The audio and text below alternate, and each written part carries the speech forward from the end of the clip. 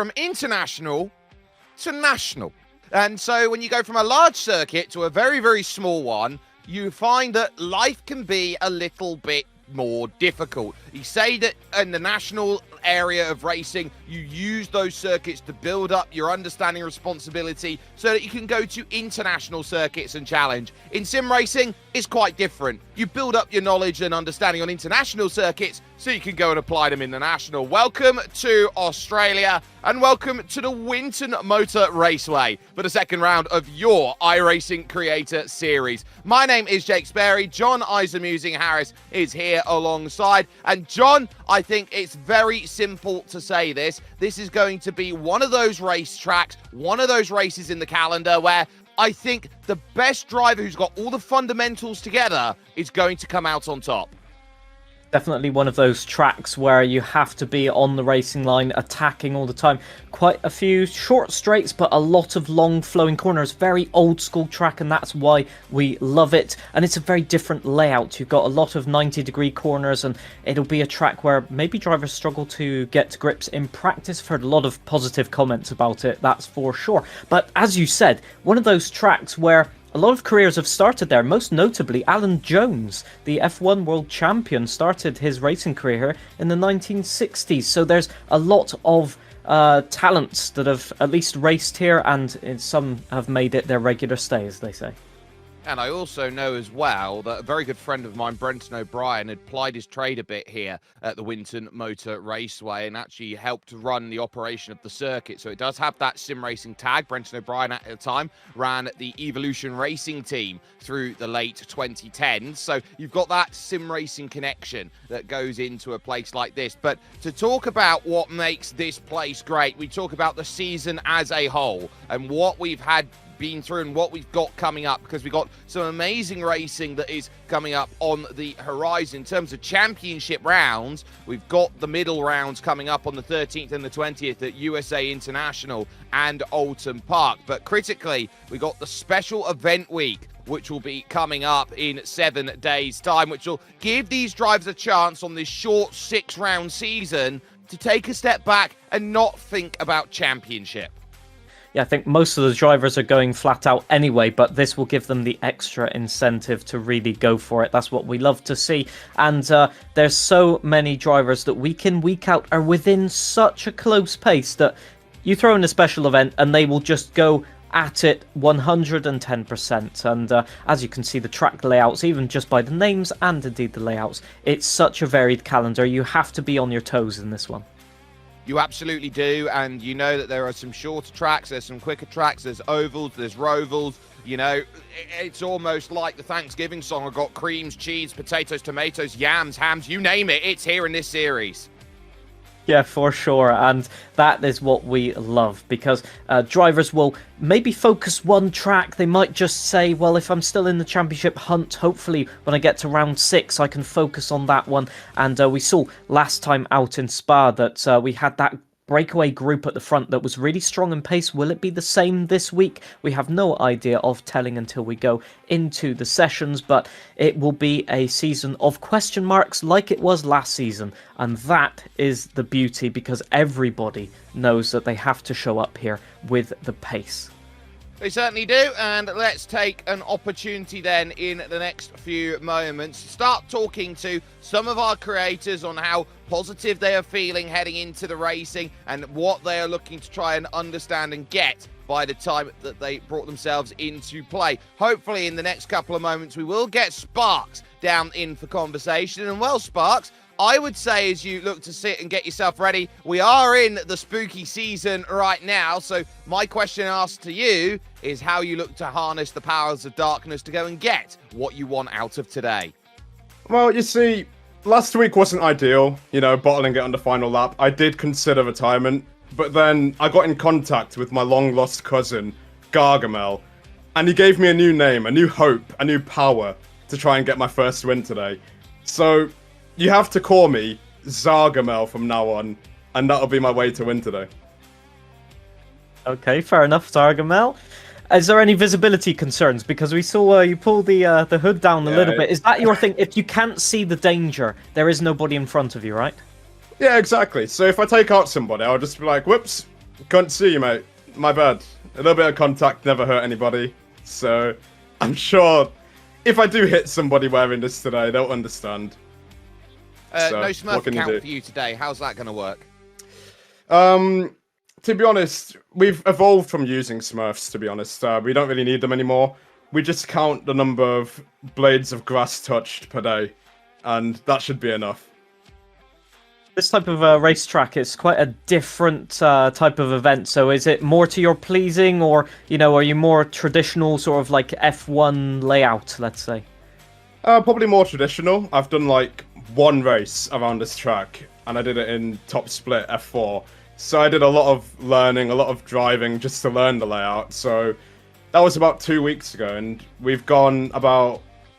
Yeah, I'm using my muscle memory for this one. So if it goes wrong, is what it is. It should be quite fun though. Should be fun to cut through traffic, hopefully with the rain. And yeah, we'll just have to see what we're in for. Do you think there's a difference in terms of being prepared for the rain or not being prepared for the rain? How much of this have you known sort of weather-wise before jumping in, seeing what you've got coming up and trying to really understand sort of how this race is going to play out from your perspective? Well, I've done a couple of laps and I can do a few consistently without dying.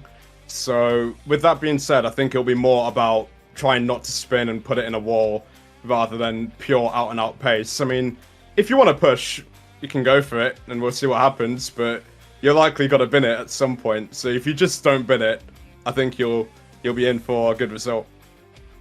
How crucial are the puddles around here? Because obviously the track may be drying at certain points. So is there a possibility to go offline and still make overtakes? Or is it literally you've got to wait for people to make a mistake? I think it's going to be a cross between the two, because some people might not be as confident under braking. So you might be able to send it a little bit and try and put a little bit of pressure on them, maybe make a mistake. But it should be... You probably should be a lot more patient than you want to be, which is not ideal, but we'll just see how it goes. Right, final question from me here, Sparks. You're currently second in practice on a 23.9, and so with that sort of practice level out there, I know it's not quite telling because the track's drying out. Do you feel that you've got the confidence to run your way through this field and get the result you believe you can? I think if I just keep away from getting damage, I should be okay. Hopefully. We'll keep away from having damage. If we do have damage, then we're going to have to change the plan and just be a bit more aggressive, really. So we'll see how it goes with the traffic, and yeah, it should be a lot of fun. Well, we'll wish you the best of luck then in that regard. Sparks, they're joining us and picking up an opportunity here today to try and jump on through and say, look, I can run myself from nearer the back of the field to move along forward. We'll now take this chance to jump in and get Els Indriani in for conversation here, because Els, as far as we go and we're keeping ourselves then ready for racing action, this is going to be probably a lot different to what was seen at the season opener at Spa. So when you've got that massive difference from big track to small track, dry to wet, you know, it couldn't be more chalk and cheese. How have you gone about getting ready for this week? Yeah, I think I'm just gonna do my best, you know, one lap at a time. Yeah. Is there maybe a strong point for you on this track? Is there something you're confident with? Well, I don't know. I feel like I'm pretty confident going around this track. I feel like this track is not a bad track at all. Like, it's pretty fun. Yeah. So, yeah, well, I will do my best for this round. Like, hopefully it's gonna be a lot better than the previous one. So, yeah.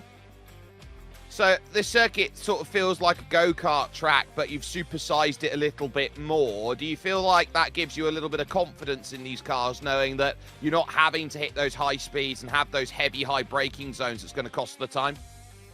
Yeah, I guess. Yeah. I feel like with the slow corner around this track, like around the turn 6 until 9, at first I was like, I didn't know how to figure it out, right? But yeah, after a few laps, I feel like I think I can gain some time right there, and I can make like some improvement throughout the race. So yeah, the goal is try to survive and bring home the clean car for me today.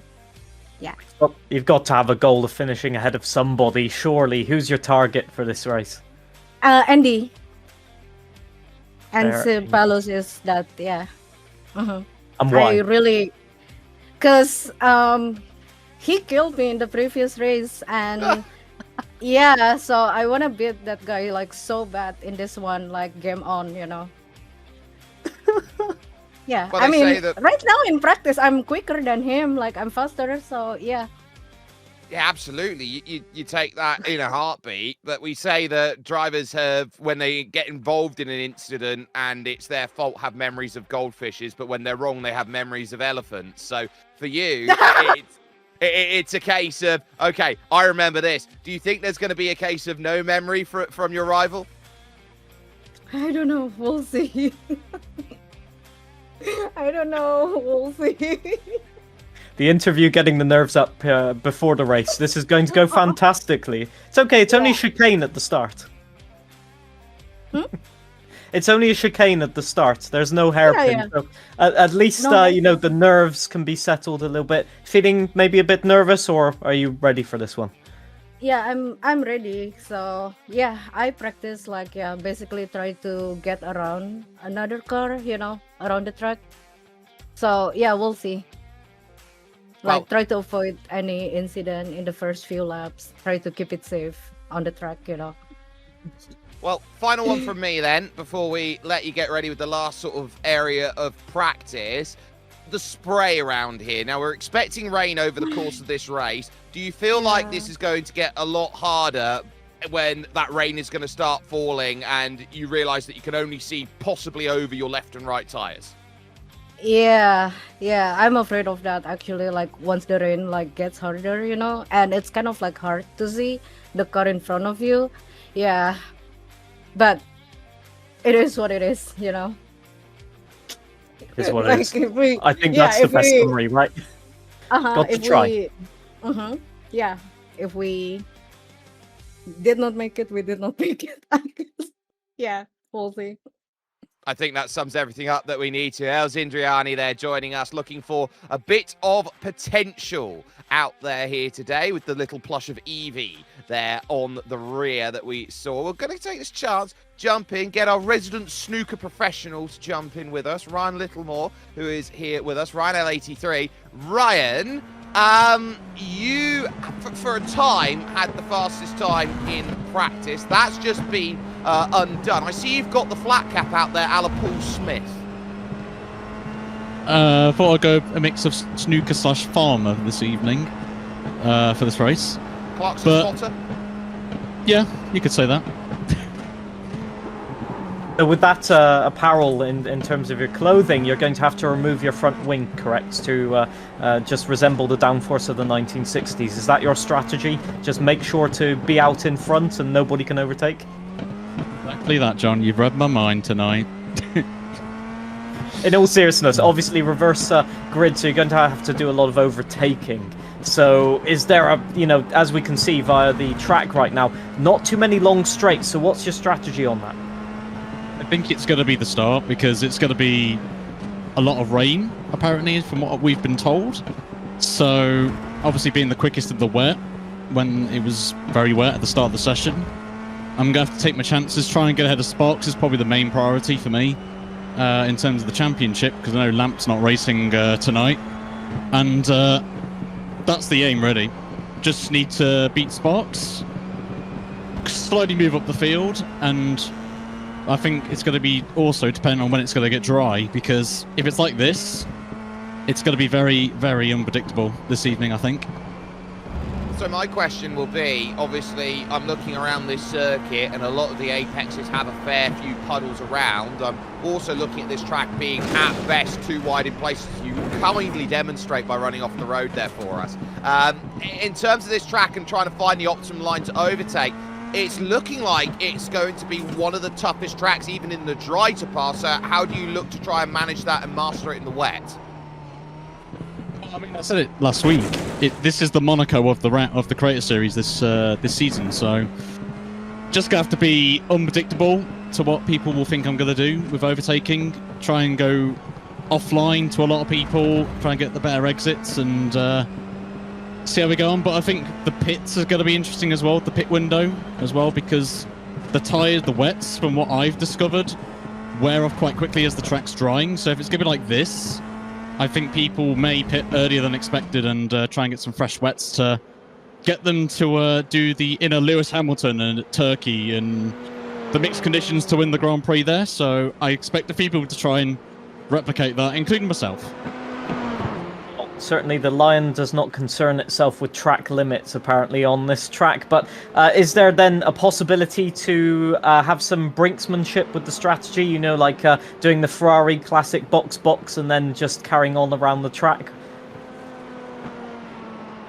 I'd like to try it, but no, I don't think it's feasible. With the pit entry here, it's very tricky to try and do that, John. So it will just be last call, really. If you think it's going to be good enough to pit.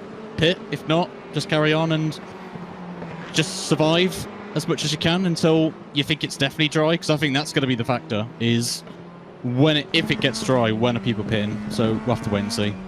Which one? There's two of them. After turn 1 and 2, I would hope.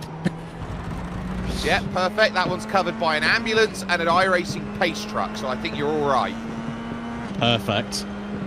We could have had the double strategy. You pit in one pit, and then the second pit stop has to be done in the smaller pit stands. That could have been an interesting one. But I guess in terms of the strategy, then, how sensitive are the tires to overheating? Because there's a lot of corners in this one. So is that a problem around here? Yeah, definitely, for sure. I mean, oh Jesus! In the earliest part of the session, it was fine, but as soon as the damp patches start to disappear on the racing line, it does get hot, the tires, the wet. So I have been going offline to try and cool the tires in some sections of the track, particularly this corner that we're doing now. It's probably the most difficult section of the circuit in the wet, because the inside, well, the apex of the curb is completely wet, so it's going to be very spicy if the tires get overheated. So it's all about management of the tyres, I think, for this race, and we'll just see how we get on. Yeah, you struggled there through the Motorsport News S's then with a car that was on the inside there, or on the outside of the circuit, that very nearly was unsighted. Do you think there's going to be a lot more unsighted cars when the spray comes up? Oh god, yeah. I mean, I've seen a lot of people having some issues with braking as well, because you have to brake a lot earlier in this car in the wet, and I would suggest a few people to change brake bias as well, because you leave it on the standard level as two cars come through there. But yeah, it's going to be very interesting, to say the least. But I've told them just to lower the brake bias, be a bit more cautious on the brakes, and just try and get to as many wet patches as you can before it's sort of like this now, where it's bone dry, and get those dries on. Well, it'll certainly be an interesting one. Do you think it'll be difficult to cut through the pack with your rivals starting around you? How aggressive do you think they're going to be? I'm not really sure. I've not really seen anybody do any races around here, so it's going to be unpredictability, I think. But for me, I just want to keep it clean at the start, try and avoid incident, try and save the tyres as much as I can, and then just go for the attack maybe in the middle to the last part of the race, and just see how we get on from there. Well, we'll wish you the best of luck with that. Ryan L83 there joining us for a few laps around as we get ourselves now within 2 minutes of grid formation here at the Winton Motor Raceway, which is home, of course, to the V8 Supercars series that runs itself so often around here. So there is going to be some wonderful racing on the horizon. There always is here at Winton, and it's part of that national understanding of Australian race circuits, John, that, you know, with the exception, I think, Phillip Island is the only circuit which I think is a little bit open and expansive. Every other circuit in Australia is tight-fisted, it's close quarters, and you pretty much have a circuit where you just have to battle every single lap. Yeah, but that's what people love about it. You know, you have so many positive comments about championships like V8 supercars, among others, or supercars nowadays. It means that a lot of drivers actually want to go to. That was an interesting one. I think that was Hayden Gullis on the inside there, missing 2 front wheels. Unfortunate for him. Luckily, it's still practice. But definitely a lot of drivers in the past have tried to participate in events, and it was Hayden there. That's so unfortunate. I think he's hit the tree somehow in there, but he's just happy to sit there for the remaining bit of practice. A lot of drivers, such as, for example, James Hunt, scored his last race victory of his career around this track in 1978. At one of the main events, and I'm just making sure I don't get this wrong, the Rose City 10,000, which was one of the major races that was run around here in F5000 cars, so essentially older spec Formula 1 cars and equivalent cars, which was meant to be like a Can-Am sort of equivalent. So these races and these tracks, as you said, attract a lot of people because they are so unique.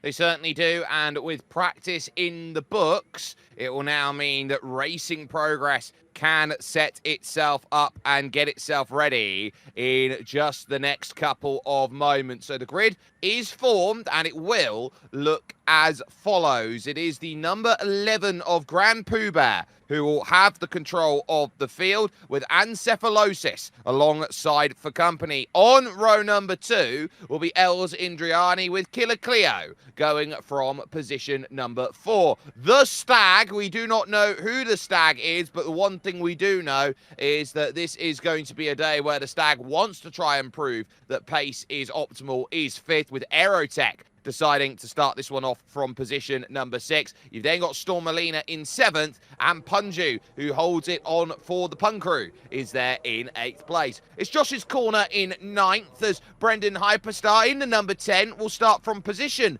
number 10 out there on circuit, as 11th will belong to Super Noodle Bagel, and your top 12 will be rounded out by Hayden Gullis. You've then got Matt 212 in the 2-1 car in the 1-3 position, with Greedy Me alongside in 14th overall. And then you've got your championship leaders, which are Sparks and Ryan L83. Drivers who have not made a start this season are a little bit further back down the order. So you've got the likes there of Big T-Mac going from 17th, along with Lith Fox there in 18th. So Lithium Fox will be making her first start, with Monkey Matt in 19th, and the second of the VTubers, Reska Kyoso, will be going there from 20th as a part-timer. And then rounding out the field, you've got Conton Dalomo, who's been told, John, he is not to try. Well, he was definitely confident stepping into this race. You know, he's quite used to the open wheelers, even though he is a sort of rallycross main, as you might say. So it'll be interesting to see his pace. It'll be interesting to see how he cuts through the field, because obviously in rallycross it's a little bit more argy-bargy, so you can't do that here because you will lose that front wing. And on a track with so many corners, it's kind of the worst one to do that. So it'll be very interesting to see. Obviously, you've got Els Indriani wanting and aiming towards Ancephalosis there, who will be second on the grid, as we have just shown. So that fight may start immediately as we get going. Well, Poobah was really great in terms of the racing start at Spa and was able to build a margin, and now I think rain is going to be the next question that will be asked of them. They are just out of a wet period, but it is expected that rain will be on the horizon soon, so we'll see whether this is going to be a track that decides it's going to be fully wet, or whether it's going to be one that decides that over the course of 47 racing laps that this is going to be a very hard fought battle to be had. There are your wind conditions as well, a little bit blustery out there, and it is pancake flat around this place at Winton. You are very reliant on mechanical grip. Pace car dives in, and Cephalosis is eager to get the launch, and they will look at trying to get their start ready and sorted, because 47 laps away. They've already gone around. Green flag is in the air. A massive accident then to start this race, as a couple cars lighted up too early. Aerotech is one of them. Killer Cleo is the other, and there's carnage already in towards the motorsport news. This is Hayden Gullis, I think, just about tiptoes around, and the other car off the road then was, I believe, going through there, Stormalina. Stormelina, Greedy Me got a great start. Ancephalosis up to the lead with Grand Poubert still maintaining second place there. Elzindriani didn't really get a great start, but obviously that spin in the mid-pack just impacted everybody behind. So the front runners have been given a little bit of reprieve. You can see the spray there, so it's very, very tricky. Around the outside goes Punju. They're up into third place. A huge move in turn 5, and that's where you can get it done. You can get it done early on when you have the confidence, especially in these conditions. You will need that early traction to just go for it and see what you can do. The Stag moving up the pack as well, being challenged by Brendan Hyperstar, and it's getting a little bit argy-bargy already. Yeah, no drive there in the puddle for Elzindriani. So Brendan Hyperstars now sees Josh's corner, lunging for the inside as they work themselves to the 10th corner on the track, which is the Northern BM corner, along the Falcon Straight now and over towards the Advanced Petroleum corner, as at the moment there's going to be a challenge at the very front of this field. Straight on goes Elzindriani, outlocks herself as she goes through, but at the front, Grand Poubert regains control. Punju now up to second, and the Stag is now in third. Yeah, Ancephalosis has dropped down the order here, making a mistake just off camera. I'm not exactly sure what happened. As to the inside goes Punju, just forcing Grand Poubert to just relinquish the corner. And then in the puddles, he was able to keep the drive. So lovely stuff. Just confidence being shown there.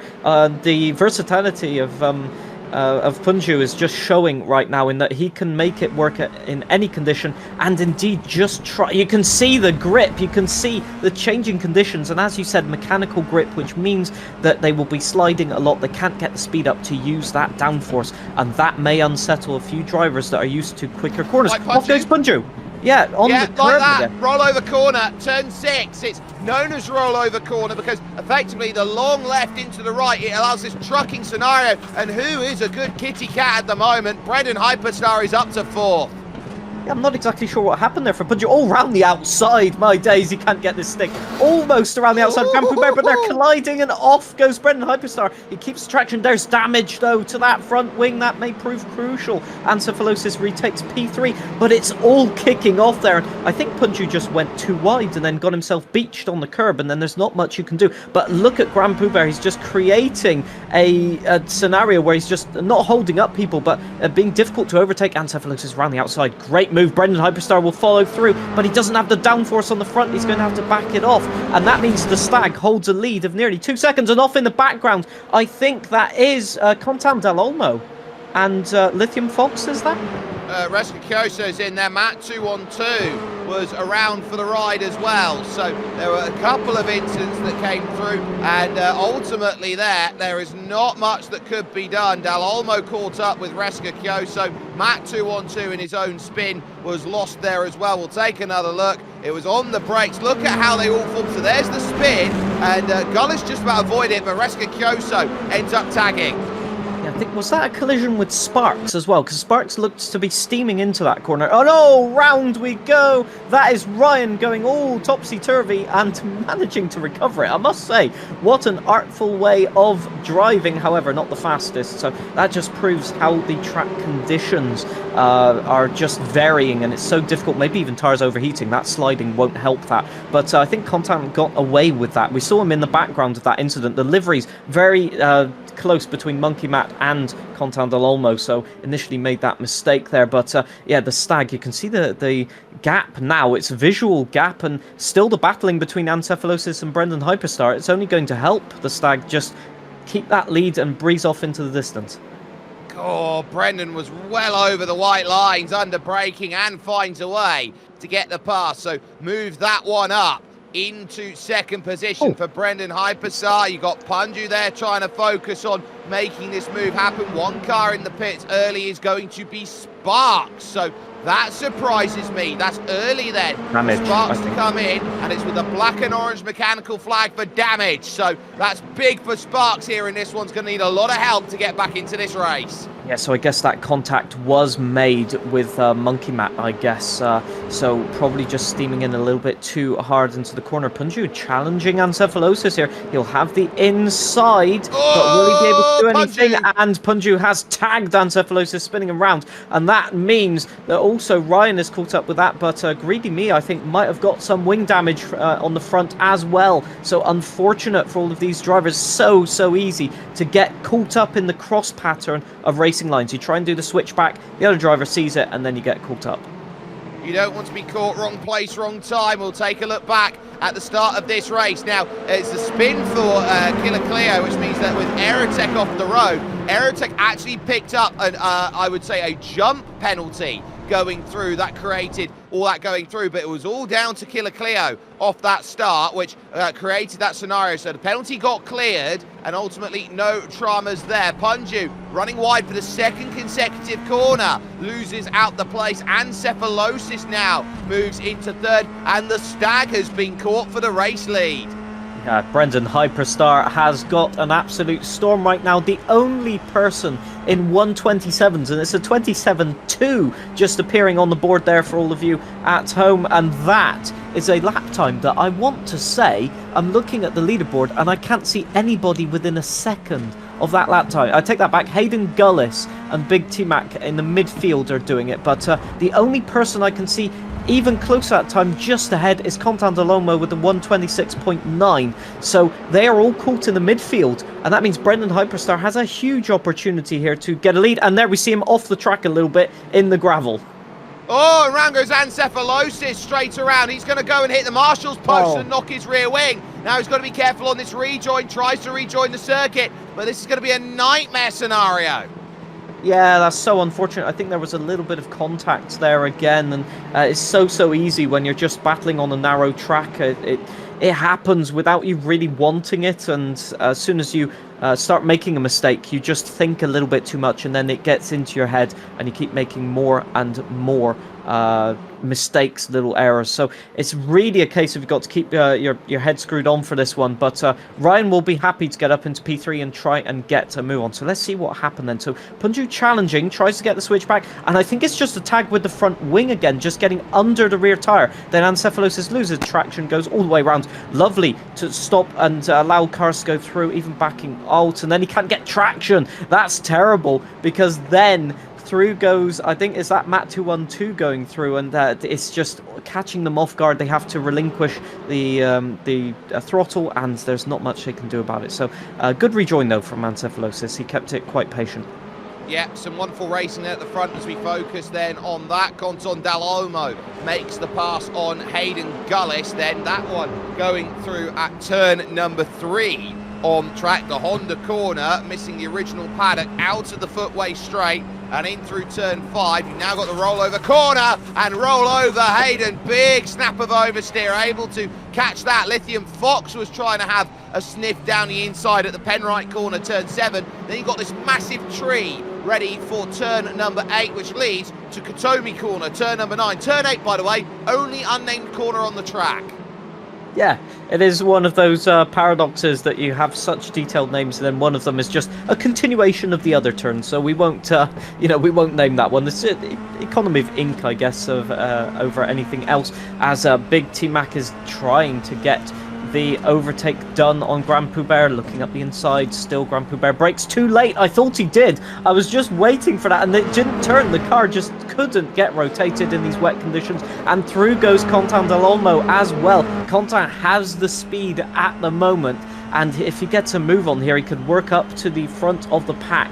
Let's see, is that fastest lap for Ryan this time? So as you can see, the lap times are dropping about a second now in terms of lap time drop. So that must mean the track is drying out really quickly, despite it being quite flat here. Well, it is Australia, of course, and so the temperature rises quickly as we focus there. Take a little look there at Grand Poubert trying to chase down in this group. You've got as well Gullis, who's now lost the place to Lithium Fox. So a move there coming out of the S's there for Lithium, and getting the run that was needed into the Honda corner and getting a very good drive on it. So that certainly worked out well as Dalomo looks to think about 7th place right now. He's got Big T-Mac just in front, and Big T-Mac, I think here, John, has a carbon fibre car, which means technically he's got the lightest car on the grid. Those couple of grams really matter when it comes to tyre wear and tyre overheating for sure. In these conditions, it will also be like a camouflage really, where you can't see the car in front too well, so it just makes you hesitate and second guess. Oh, up the inside, Brendan Hyperstar thought about it, looking, but still no way past. As long as you get a good exit here, you don't have enough straight line to do anything about it. Brendan Hyperstar will go to the outside, but it's just not enough. You need an extra 50 meters in there, which he doesn't have to the inside. Brendan cannot keep a tyre alongside and has to back out of it, so the Stag defending very, very well at the moment. But look at that, here comes Ryan, here comes Punju, and all of the rest of the pack behind. At the moment, the Stag's pace is falling off a little bit, and this could get very, very snappy very soon, with some maybe desperate overtakes as they try and take advantage here. But you can see still the grip and all, the Stag nearly onto the gravel there. Oh, sideways, and still caught all of these drivers doing go-kart maneuvers in oversteering the car. But those tyres are suffering now. They are, and have been caught now by Ryan L83, who could go for the race lead here. So it's 3 now to the front. Greedy Me has also had an off out there, so there is a lot of battling to be had. Through the puddle, leaving the Katomi corner and over towards turn number 10. Out there on track, the northern BM corner, and again it's about drive off the exit. The Stag is putting the car in all the right places, but all the right faces will look around and see that Brendan Hyperstar has been waiting for a couple laps to get this move done and just hasn't been able to find the magic formula. Might now get the run along the main straight here, which is the Katomi straight, with the new pit building there on the left-hand side, going to the outside to try and get this move done through the Motorsport News S's, and has to try and pick up that run off of the exit, trying to get a magical drive then on the old main straight over towards Honda corner, and there's the look down the inside. But look at that karting line that pays its dividends.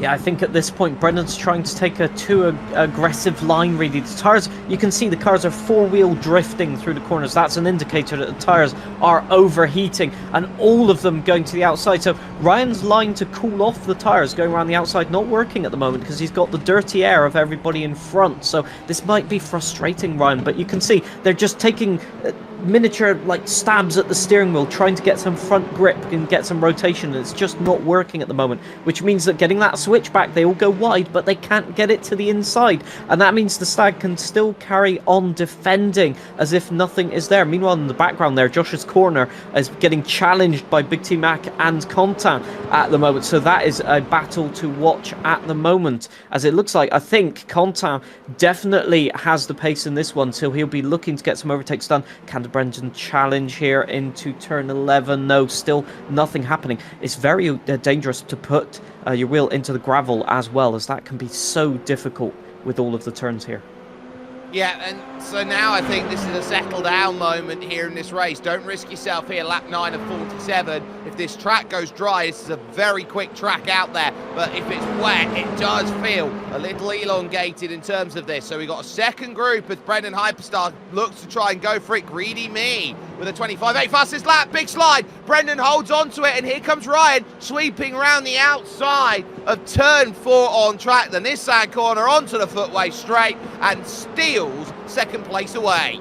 Oh yeah, I can only imagine that was tyres overheating. It just looked like the car just snapped and there was nothing he could do about it. George's corner is getting so challenged. Look at that car, it's just drifting left, right and centre, and that means the Big T-Mac can go all the way down the inside. Can he get it rotated? Yes he can, because Josh's corner can't do the switchback now, so he'll have the inside. That means Contant will be able to potentially get a wing up the inside as well, and crucially Big T-Mac has the ultimate inside here onto the straight. Can they get the power down? Both of them drifting, but it just looks that Big T-Mac is a slight bit more confident, although Josh's corner just about holding the corner and indeed defending at the moment, but is so close. And Punju must be saying to himself, thank God these guys are battling behind me, otherwise I'd have so many problems. He's the only one of these front packs running in clean air apart from the Stag.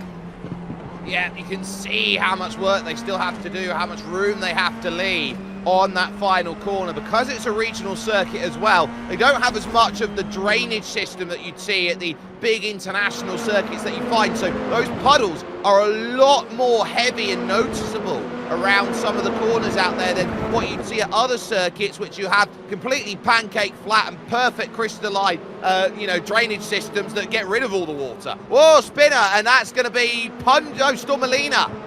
Yeah, Stormalina off there and looks to not be rejoining at the moment. So they're stationary on the outside of that corner, so not exactly sure. Outside of turn 3, let's see if we can get a replay of what happened. So this is into turn 3. Honda corner and just going to rotate in there, and it's just a spin. Yeah, the rear tires just deciding that we have no grip whatsoever. It wasn't even an aggressive turn in, so I was going to mention you have to be so, and maybe even beached in the gravel to be fair, looking at that camera angle. But with these cars, especially in the rainy conditions, you have to be so smooth on the turn in to not over rotate the rear and get a snap, but also it's that fine line of if you rotate it aggressively, you may be able to get the turn in.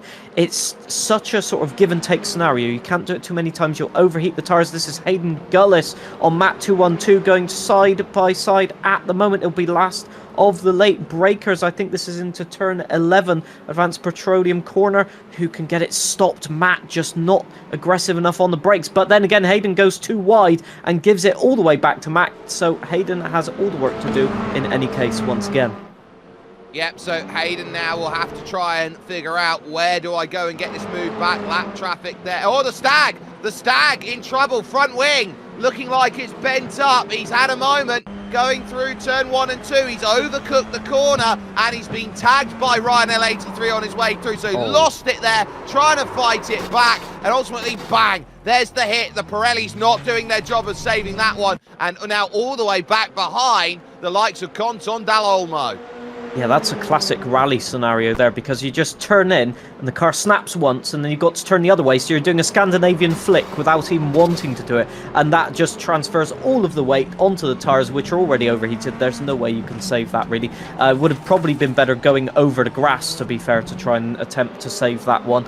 But yeah, he's still in the fight though, but with that damage, so they'll be hoping for some sort of unsafety car or some incident to happen so they can get back into the mix. But for the moment, it's just crucial for them to maintain that front pack running and just see if they can get a move on. But yeah, Ryan now takes the lead of this race because of that. Not seeing any damage on that car, so he's got away lightly from that. And Brendan Hyperstar having the damage as well. And now, because of that incident, Punju is now the cork in the bottle, and he's going to be challenged quite hard. Bear in mind, he still has the damage on his front wing as well. Yeah, oh, Dall'Olmo's going to go straight on, and we'll cut the Motorsport News chicane. And there as it goes, Dall'Olmo will take the slowdown, get back up to speed. Big T-Mac on home soil here. The Aussie will be trying to work in through with Greedy Me, who is trying to hunt down behind as well, who I think still has the fastest lap of the race. So there is a lot to try and uncover and find a way through. Take a look on board then with the Stag, who's working through. Now, some prophesize that the Stag is out there and has never actually been to a stag do. So we'll be looking around and saying, well, he's missing out on all the fun at the moment because everyone in front is leaving him in the dust. Yeah, the Stag has definitely gone to greener pastures in turn 1 and turn 2, that's for sure. But yeah, you can see it here throughout all of these corners of the midsection, turn 6, 7, 8 and 9, which we've just gone through. The car is just understeering. There's not much you can do in that scenario. Look at that front wing. It's looking more like, well, I don't even know what to describe it, just like a concertina pattern that you use for a cake, for example, on a cake mold, more than a front wing. So that is not going to be helpful whatsoever. Punju, you can see the car a little bit more tentative into there, so he's probably conserving his tyres, which will not help everybody behind him. As I just want to say, Contam did a perfect demonstration of straight lining turn 1 there when he knew that the car wasn't going to turn in. That's probably just experience helping him, and you can see he's the cleanest of the cars in that pack, so his tires won't be overheating as much. As you can see visually now, the puddles are much less at all. A snap of oversteer for Punju. He saved it, and every single time that we are on board with Punju, he just looks nonplussed, not fussed at all that he's nearly had a spin. I've never seen Punju grow so much facial hair in 1 week. It is absolutely a marvel what he's been able to do. He looks like a Viking god at the moment as he... Whoa, big crash, 3 goes round. Big T-Mac there, Josh's corner and Conton Dal Olmo all got caught up with it. That's probably going to have left some debris out there, so maybe they might start thinking about throwing an unsafety car for it, and they have. Yeah, looking at what's happened there, Contan just gave the place back, so let's see. So Josh's corner behind goes a little bit wide. Contan has got the overspeed, and again, it's a bit like Punju and Encephalosis. The overspeed, Contan tags, and then Josh's corner gets spun around, and everybody's just collected in that incident as it goes on. So that's super unfortunate for everybody who's been caught out in that one. But Big T-Mac, I think, just got away. Was it Big T-Mac? Yes, it was. Well, getting a bit lucky in that it wasn't worse in terms of damage, as he had nothing to do with that, really. But that unsafety car throws a spanner in the works, because it's not raining right now, so if you pit for a set of tyres, what do? Are you going to overheat them too early? Are you coming in for fuel? At this point, it looks like a lot of people are pitting, probably to repair the damage. It does look like the plethora of cars in the pit lane at the moment are all of those that we saw caught up in incidents. Josh's corner has decided to stay out, and a good call by Josh, because it's given him the race lead where everyone else has come in and made service. Now, they are in a very tough position out there with the car as they try and work on this. They know that they are going to be looking at their fuel numbers, and they won't be able to make the race on what they deal with alone. But Josh's corner, whoa, and the unsafety car has decided it doesn't want to go, so the unsafety car is stuck.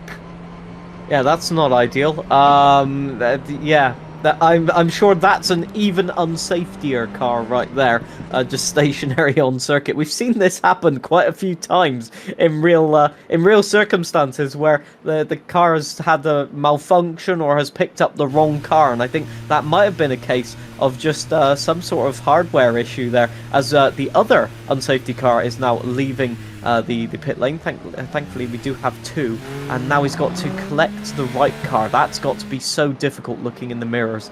But yeah, it's one of those things that obviously I think the drivers probably prefer it that way, because they can keep running at some semi-normal pace and keep the temperatures high. But definitely, that's a bold call to stay out at this point. I wonder if the first unsafety car forgot to map a starter or an ignition or something, because they slowed it down to stop and then couldn't get the car started again. And so Lithium Fox, that is the best, I would say, advice of understanding what a driver does. I just drive the thing.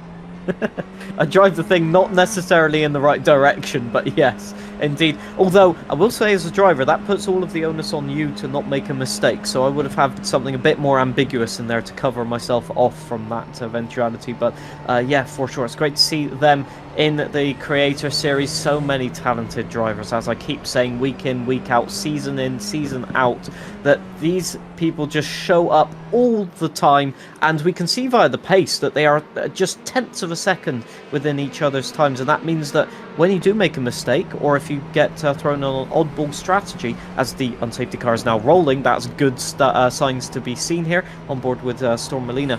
It's so nice to see a pack so close and with great racing for the moment. Obviously incidents, but that is what racing happens naturally in any type of event.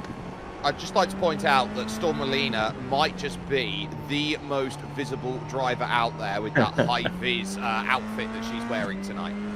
Yeah, the livery indeed is very high-vis as well, so we're going for a theme here. It's almost as if everybody has their own disguise on this week's Creator Series.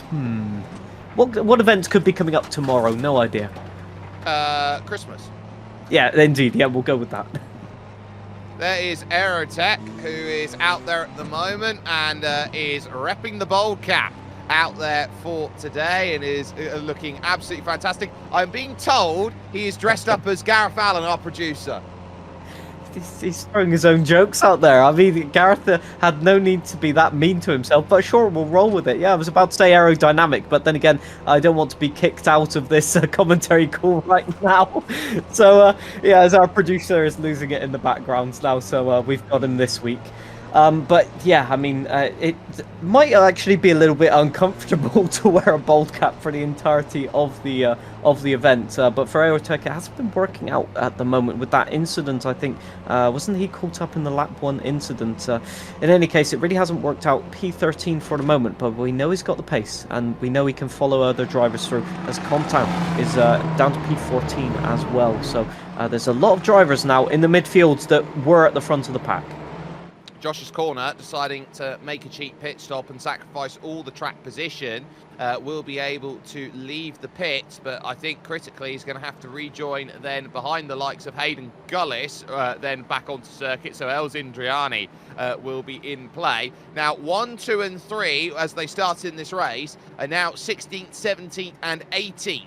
At the moment as they go. There are only 2 drivers who started in the top 10 who are still there. Punju is one of them, who started 8th on the grid and is up to 3rd, and then the Stag, who started 5th and is now 7th. Yeah, I mean, that chaotic race start has meant that quite a few of the drivers that were just trying to maintain the position were involved in incidents. So, yeah, as you say, that's quite unfortunate, but the unsafety car does throw a spanner in the works, and it does mean that if you drive a consistent race, for example, the likes of Punju, although he's been involved in a few incidents, so I guess it's 50-50 on that one, it just means that you can keep yourself in the mix, and if other collisions happen, you could be in for a really good result. Also, Els Indriani and Ancephalosis will be running line astern as well, P16, P17, so that battle will kick off once again with the restart. Oh, it will. So we'll keep an eye out on what Ancephalosis and Els Indriani are going to be able to do. Els with a 1 position advantage, and we'll be trying to defend that as much as possible. Now, because they have been behind the unsafety car, tyre temp, we need to talk about that. They'll have cold tyres on this restart, and there's been no weaving to keep the temperature in on what is a wet surface.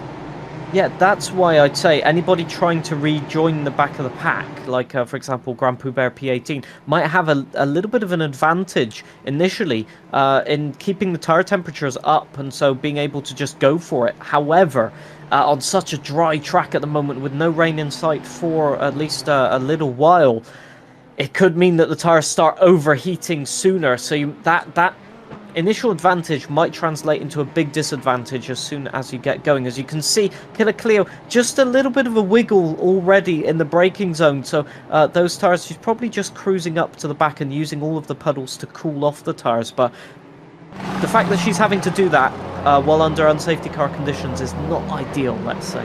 So Can I just point out something that is very interesting? There is only 1 driver out there on slicks, and that's Grand Poubert.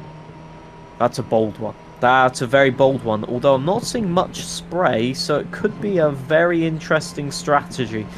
I'm not sure. What's your opinion on that one? It's bold, according to me. Well, I would say if the track is declared as very lightly wet, it's the right decision. The track is very lightly wet, so I think Grand Poubert made the right decision. Okay, well, it's going to be a game of either dodgems or avoiding puddles.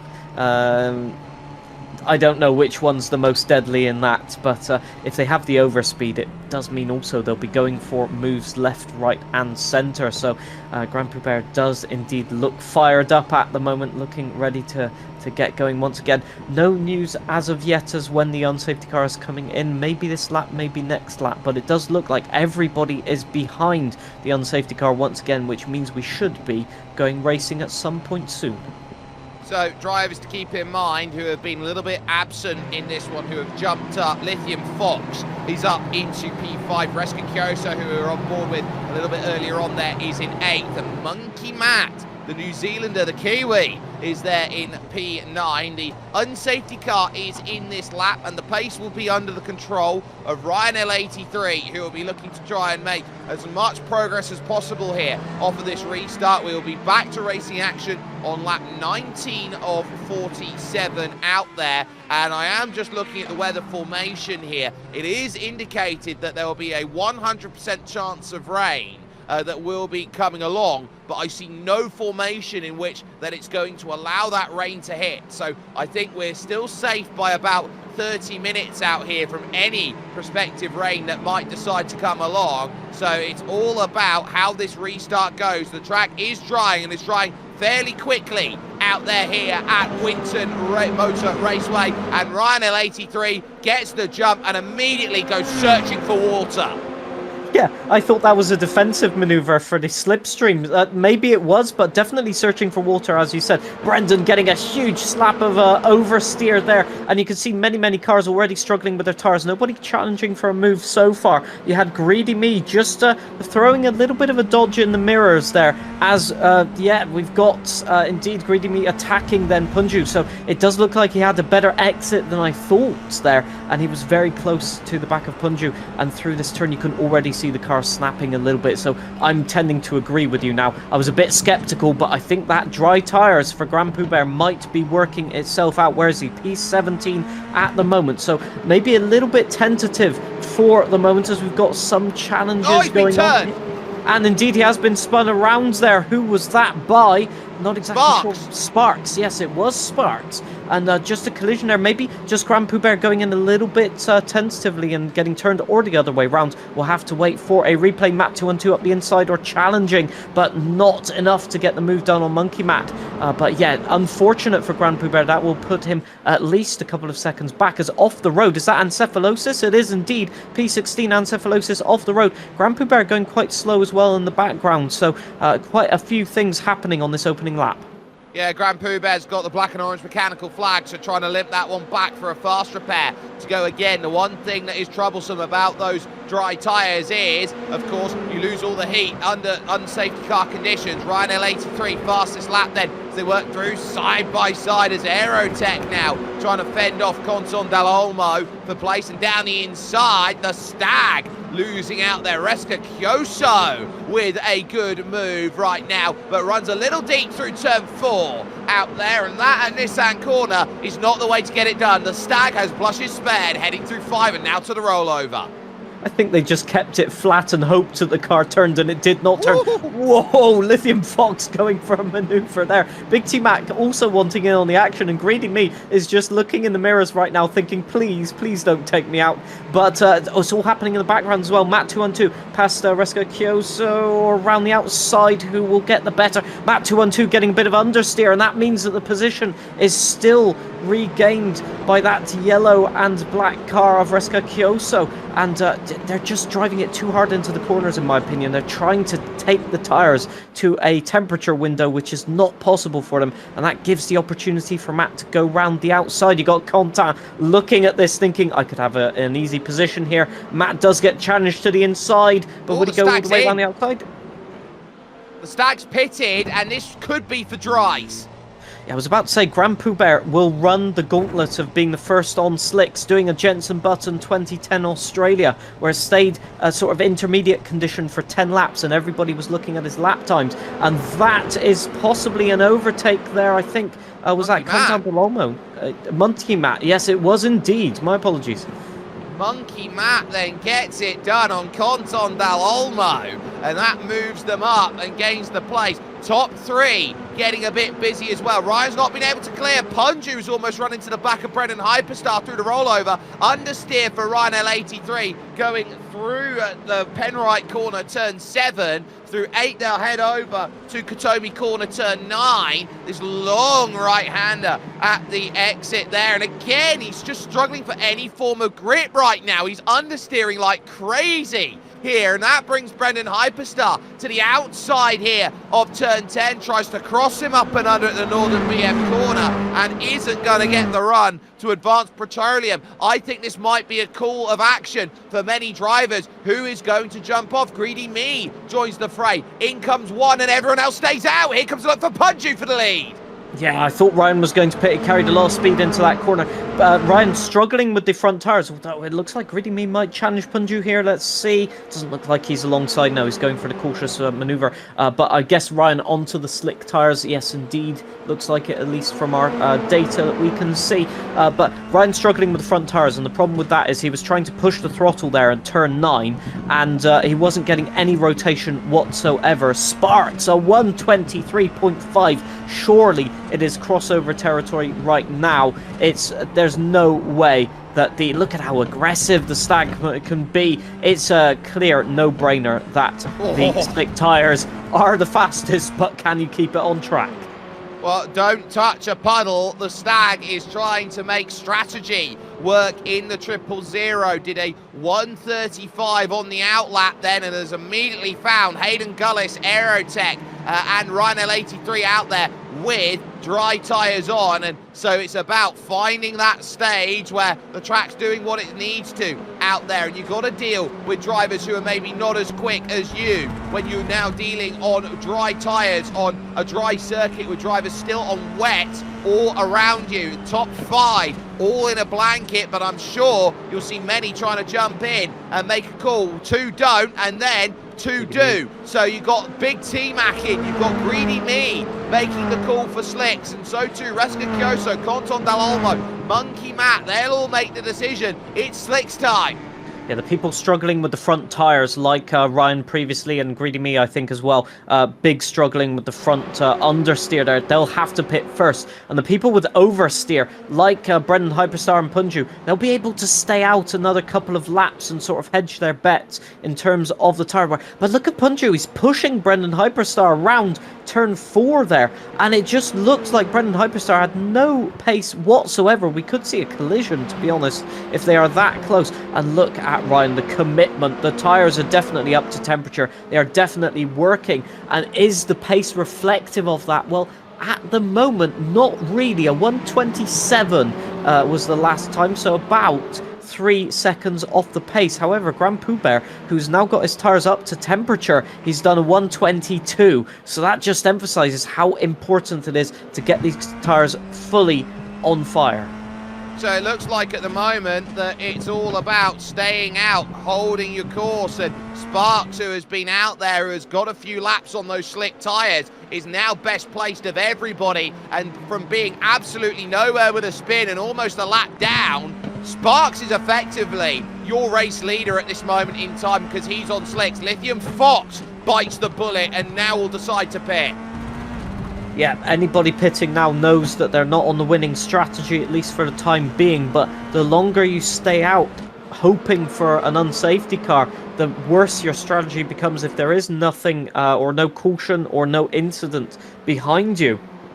And you can see visibly now that the cars are just sliding, and even some smoke from the tyres briefly, barely any water trails at all, as some more people in the pits there. That, I think, was Storm Molina, was it in the pits? No, it was not. Another car. I got my cars mixed up there once again, trying to look at the tracking menu at the same time. A little bit of a delay on my end, but Hayden Gullis getting a huge snap of oversteer in there as well. There's a huge train of cars behind the Lithium Fox right now. Reska Kyoso tried to... Whoa, that was Hayden Gullis outside. What happened there? I just think overcooked it into the corner there. Turn 3's very difficult. Turned the car in, just couldn't scrub the speed, and then drops the time. So Hayden Gullis now behind Conton Dal Olmo for comparison replay. Look at that. You just jump off the road, and that's not any form of safe barrier there on the outside. That is land. So you got effectively dirt and a barrier. It is as Aussie as it gets. Yeah, that's what we call the Rallycross Joker lap line right there. Not very effective, really, especially on the slick tyres. Now here, we will see an overtake. Sparks going for the top 3. Matt 212 can't really defend. You saw the rain tyres still on the car there, and you can see the difference in speed. Look at that. Already 2 car lengths, 3 car lengths, 4 car lengths. It is just increasing, and effectively Sparks now has a full pit stop on everybody, and this is the battle now developing for P9. Lithium Fox defending from Super Noodle Bagel, but they will have the inside line, and everybody lining up behind them. Aerotech getting in on the mix as well. Super Noodle Bagel has not had the straight line speed. They'll have to give it up. Aerotech as well gets through. Super Noodle Bagel losing 3 positions there in 1 corner.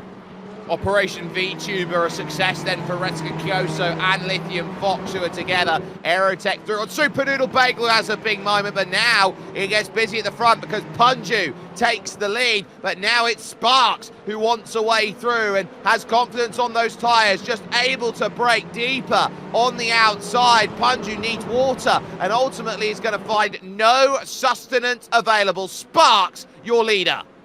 Yeah, that was just a demonstration of the difference in tire grip. Punju, will we see him dive into the pits? Probably at this point. It does look like it. Yeah, Punju in the pit lane.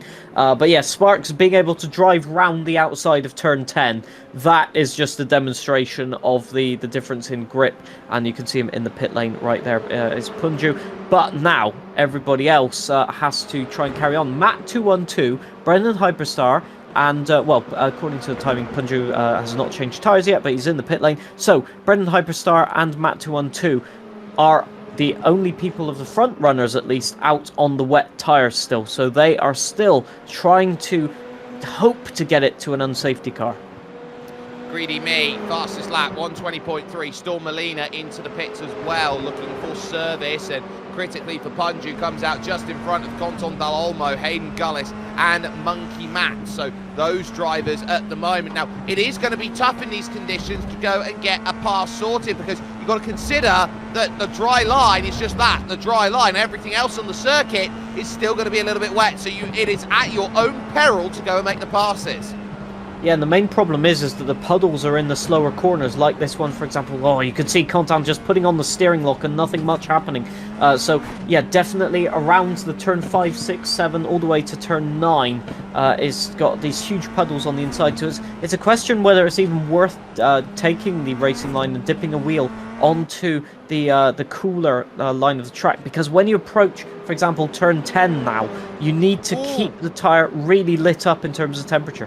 Unsafe pit entry, Brendan Hyperstar, that's a penalty. So easy done, isn't it? It's quite a fast approach to the pit lane. So, yeah, probably just locking up with overcooked tyres. And that is so unfortunate. No, I think he just went wide there, John, and missed the pit entry line. So this is why it's unsafe. So Brendan, wet tyres, locks up an inside front, has to go for it. And then because he's not gone over the white the lines, the chevrons that have gone through, he takes the penalty for it. So unfortunate, because just locking up, I mean, he'd lost the car even before turning in, really, and that will be one that is just cursing staying out too much. Ryan's still out. No, sorry, Matt212 is still out in P2 on the wet. We're hearing that Brendan Hyperstar's penalty has been cleared. No time gained. Obviously, we could see that from the replay. Well, that's a shame, and we can note that Super Noodle Bagel has hit the instant point limit, so he's going to have to serve that penalty. So that is going to be as tough goes for it. So now has to serve that and go. Matt212, effectively the lone renegade, staying on wet out there at the moment in that second position and trying everything possible to make that work. And it can work, because the more that you're out there on a tyre, as Aerotech now side by side with Reska Kyoso for position. Reska's out on Lithium Fox spins. What has gone on there in the space of two corners? You had Reska Kyoso just absolutely 45 degrees sideways in turn 10, and then Lithium Fox just spinning in turn 11. I think just the balance of the car may be changing so much from wet to dry. This catching some drivers out in terms of the snappiness. Paradoxically, in the rain, you have a little bit more forgiveness in terms of sideways action, and when it gets to dry, you can see Reska Kyoso just snapping there, even mid-corner through turn 3. So let's see what happened. Just trying to trail brake, and then a little bit too much aggression on the steering, and around they go into the pits there as well, rejoining, and that's going to be a very tricky rejoin as well, as you can't see much. They have rejoined, but it's down in P12, and that is a terrible news for Lithium Fox. Yeah, it's tough. Another look at it. The back just switches around, wants to see what the front looks like, and says, I don't quite like that. So very tough out there at the nation's action track, Winton Motor Speedway. At least at the moment, there is troubles on the horizon for those who are out there, because I look around and see that Ryan L83 is now up to second. So Matt212 has now found an opportunity to jump through. Having a couple issues here, ladies and gentlemen, so we're going to go radio for a moment's time. John, we are sat knowing how tough all of this battle is right now, but what a gap that Sparks has been able to pull out at this stage. 14 seconds. Yeah, it's a bit of a blackout, really, for us on broadcast. I think you still have a view on at least the timing, Jake, but from our from our view here, I don't have anything at the moment. But it's a difficult thing when you've got that much of a gap. You've got to sort of take it into your heads then of, how much do I push? Do I really want to eke out the gap that much because there may be an unsafety car? Do I want to preserve the car? Back markers as well. Do I necessarily want to catch them at that point? So there's a lot going there, but at the moment the gaps are purely down to strategy most at this point. Some drivers have made it work, other drivers haven't.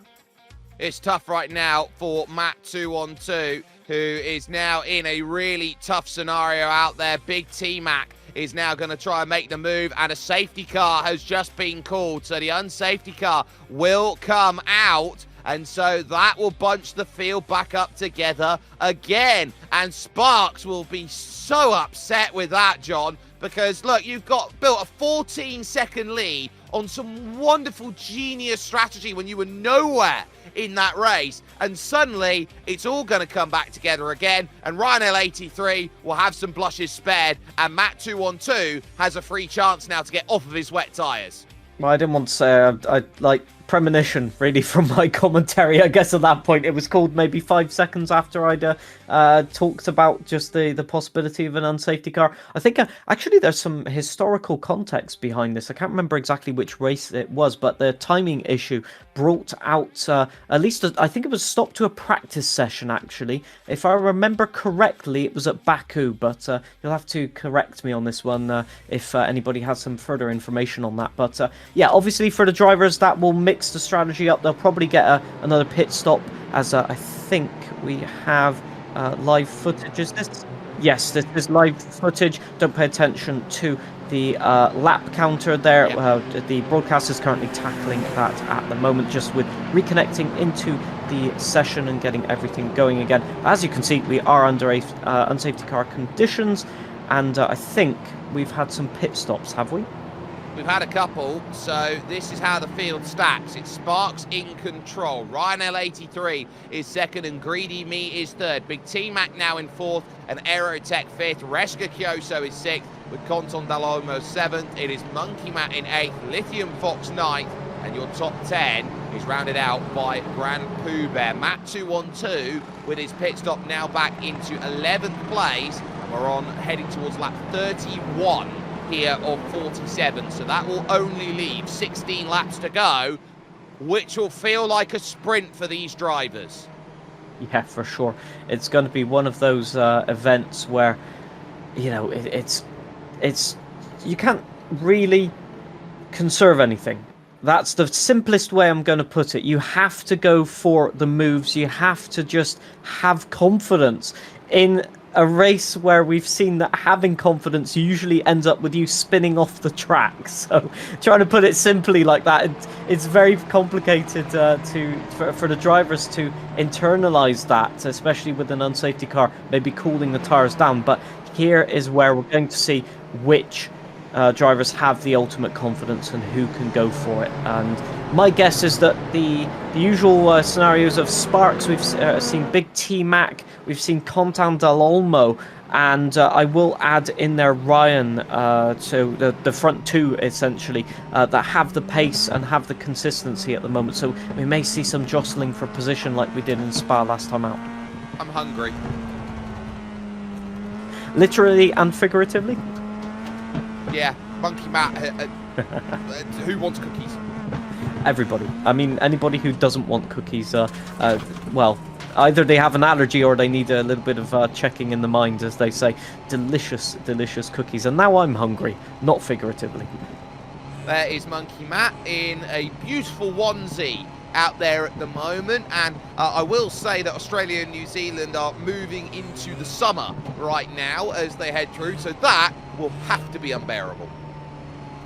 Most definitely. I mean, unless he's got air conditioning. He doesn't look too flustered, so I will say it looks like he's got at least some air conditioning going on. But for sure, when you're driving in the summer heat and you have to do anything vaguely challenge related, putting on any form of disguise, you know that the temperature is going through the roof, a bit like the tire temperature. So I guess people have chosen their disguises wisely for the most part, depending on where they are. And we had a brief issue there. Everything is fine and still normal, so all is good there. But I guess the the track, as we were saying, it's a national track. Maybe the internet connection at the track has hit a deadlock, as they say. Well, we are here in Victoria, and Winton as a circuit isn't necessarily the most rural of circuits out there. So in terms of where that sits, it's going to be something that I'll be looking at over the next couple of moments to find. And in terms of where Winton situates itself, it is going to be a really good circuit out there for amazing racing. But as we sit with another lap to go, it is in the middle of nowhere by its comparison in Victoria. So if you want to consider that everyone knows that Melbourne is in Victoria, imagine you've got the road out there. Effectively, Winton sits just on the edge of the M31 highway in Australia. And that is the highway that pretty much connects up Melbourne to Canberra out there. So you find yourself, if you go past the Winton Motor Raceway, you'll end up over into New South Wales. You'll find the place of Albury, and then the very beautifully named Wagga Wagga. And if you go even further than that, you'll find the town of Yass. Oh, I mean, we were playing GeoGuessr there for a moment. I mean, that description was beautiful. I could picture that in my head. So the beauty of that also, in terms of real life statistics, is it's one of the most attended tracks in Australia, just because of the fact of logistically it's between multiple cities and major hubs. So that is it's been that way since the track started its use in 1961. And that has been why it's been revamped over the years, used by many championships, from superbikes to V8 supercars to even, as we said, the F5000 series over the years, with James Hunt, I think I said this before on broadcast, taking his last racing victory around this track in 1978. So do bear with us. We are still having some intermittent issues here. The virtual safety car is still out. Yeah, well, it's just about to come in, so at least for the moment, Sparks will get a chance to go out there and race, and we'll cover. Well, I'll try and cover that radio as much as we can out there at this moment. So that is going to be as tough as it is going to be, but we are looking around at it at this moment and saying that with about 15 laps to go, it will be 15 at the line. It will be one of the toughest runs. Ryan L83 is eager to get the race back going again. And actually, we've had a car just dive into the pit. So Conton Dal Olmo, I think, is now making a call to jump in to get some fuel to get this over to the end of the race. We are back underway on green flag running. Sparks has pulled out to about a 3-car length advantage through the opening couple of corners. And we've just had Greedy Me go straight on at the first chicane. So, John, in terms of how you start, the worst place to be is on a restart. Yeah, for sure. We still have no images here, and yeah, you don't want to be spinning off whatsoever. Interesting call by Contan, though, to get the pit stop out of the way. I'm guessing that's fuel related, because otherwise you do that pit stop under the safety car conditions. Yeah, so you got to really try and figure out where is the best place to be on races like this, and they now have the top 3 at a gap as they head towards turn 8 and now over to turn number 9, Katomi Corner. Sparks from Ryan L83, Greedy Me then is going to be in 3rd position. It's then Aerotech, Reska Kyoso and Lithium Fox who are 4, 5 and 6. Monkey Matt and Matt 212 having a battle of Matt, 7th and 8th, heading towards turn 10 out there on circuit. But at least for the moment, there's a challenge for the race lead. So that is going to be all about what you do. Ryan's had about 3 looks going into turn 11 to try and get the pass, and we just find a turnaround at the worst possible time. Then as we get back a bit of pictures, that's Grand Pooh Bear. Yeah, indeed, not ideal whatsoever, as you know, a lot of drivers still struggling, I guess, with the tyre temperatures. You've got Punju defending at the moment, and it's very tricky. Punju's pace has kind of gone backwards in this race. In the rain, very aggressive, able to just you know, put it out there in terms of pace. And now he's getting just, well, I mean, still fighting with Brendan Hyperstar, to be fair, but it looks like their pace has gone backwards a little bit. Reska Kyoso up the inside. No, that's Hayden. Around the no, it is outside. Preston. Around the outside. I was just worrying which livery that was, to be honest. Both Hayden's and Reska's livery the same. Aerotech defending very, very well, it must be said. Aerotech Oh, and Aero's had a massive smash up from behind by Reska Kyoso on the exit of turn 7 on track at Penrite Corner. That's costed the place to Lithium Fox. Your top 3 clear, but that will be a hit you've got to be very careful of, because you need the front wing, especially when it's wet and you've got downforce levels that are needed to be hit. Yeah, I'll have to say that one was a commentator's curse. I was mid-sentence praising Oh, Matt's Aerotech, gone but around. yeah, it does happen. Oh, in the middle of the course as well, turn 10 that is, so he'll get it into reverse, but what a way to spin. Don't think I see any damage there, possibly some collision, but yeah, drivers getting caught out left, right and centre. Reska Kyoso a bit aggressive into the last turn there, and not on the back of Lithium Fox. They've been stuck behind Aerotech, and Aerotech's got the foot, pedal to the metal really, foot down. But the pace is dropping off compared to the lead 3. So you've got Sparks, Ryan L83 and Greedy Me at the moment, creating themselves a little bit of a buffer. Visual still, but it does have an impact. And Reska Kyoso going wide. Can Monkey Matt get up the inside? No, it looks like Monkey Matt might have followed them as well. They're still off the track as well. Lithium Fox following that trend as well. Yeah, Lithium Fox doing an okay job right now in 5th position, keeping Aerotech honest. They've got 2.5 seconds over to Greedy Me in 3rd place. So there's a lot of work to do out there on track, and I'd say this is a wonderful bit of work right now. You need to settle into rhythm and find some positivity out there. Reska Kyoso then will lose the place to Monkey Matt, but it's still side by side between them. Chips ahoy, Cookie Monster, look out, because here comes the lunge down the inside. Reska Kyoso wrestles back the place. What a nice trail braking. That was to perfection. Monkey Matt couldn't do anything around the outside there, taking the shorter line. But you notice just the tap of the brakes on the apex got it rotated. And that is how you do it in these Formula 4 cars. You've got to use that mechanical grip to your advantage. It's kind of an old school driving style, and that's why these cars are so dynamic. That's why you can be so aggressive on the racing. As Sparks are 119.8. We have dipped below the 120s. This track is heating up both in terms of the pace and in terms of the action right now. Every corner now is going to be on an absolute limit. You're going to have to work out where the grip is, how you're going to command each corner, and where you can find the overtakes now. And Ryan L83 blocks up both tyres. Then going into turn 7, he was looking to be incredibly greedy and take that place away. And Greedy Me sees that and goes, no. You're not going to get anything sorted in that regard. I'm going to keep you honest every stage of the way. Yeah, Ryan dipped a wheel into a puddle, I think at turn 8, and that just meant that they didn't have the turn in the front tyres to get anything done. And still on the back foot, Greedy Me goes to the inside. Ryan goes, no, you can't do that to me. Please do not do that into the penultimate turn. And so they have closed back up to Sparks. I'd say Sparks at the moment has the consistency, a bit like they did in Spa, apart from that last lap.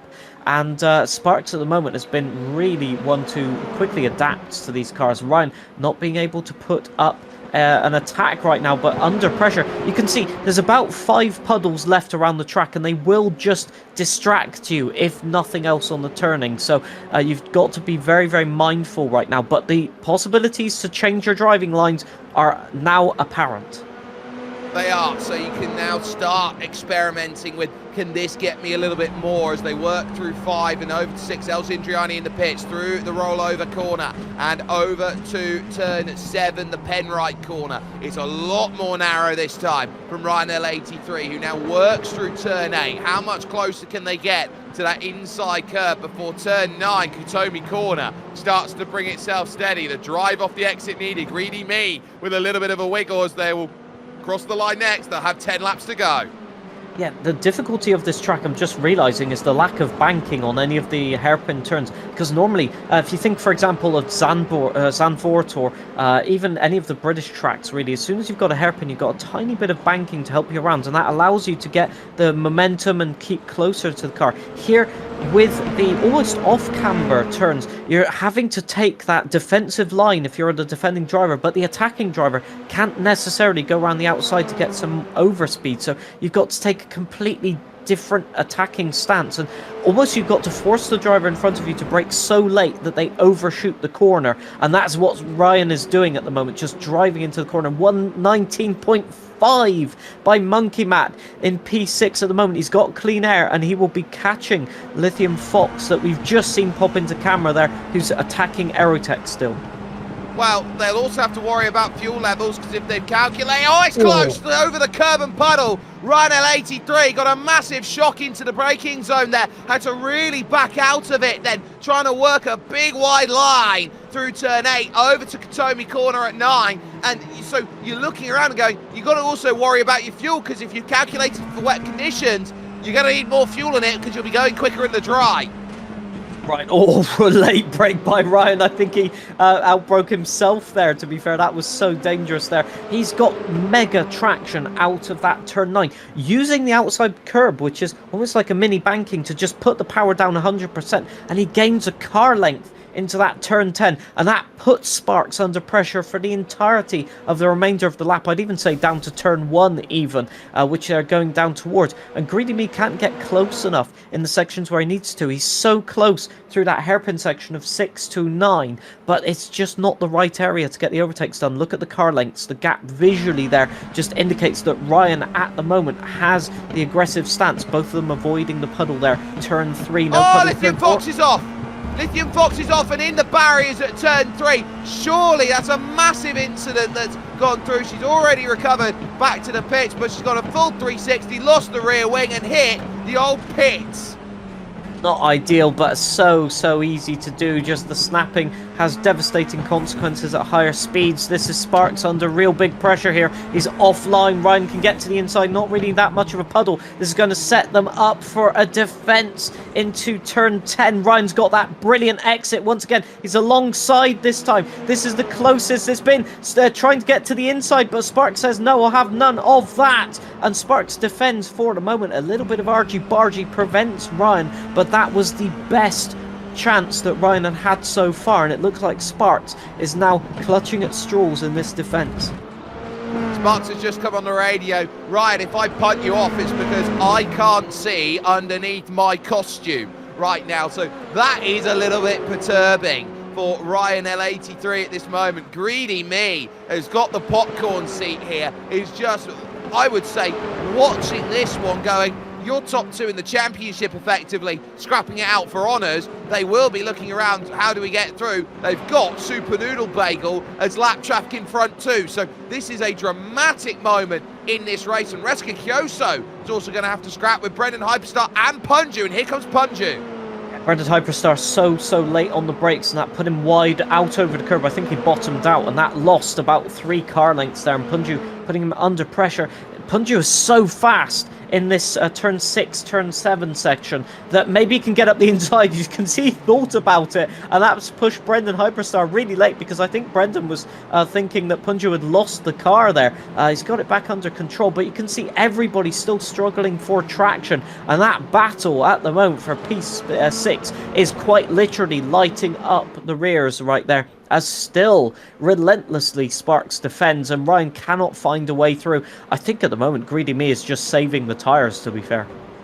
The Stags had an off as well and has dropped 2 places, but look at those laps starting to count down. They now head to lap 41. Hefty defence here from Sparks. Ryan L83 to the outside of the S's. Can he hold it a long way around a Sparks? Oh, yes, you can. What a move. Sparks will come back. Almost covered, almost contact between them. Here comes the look. Sparks throws it back down the inside, blocks up the pass, and Greedy Me's got nowhere to look. To Nissan corner at 4. Sparks holds.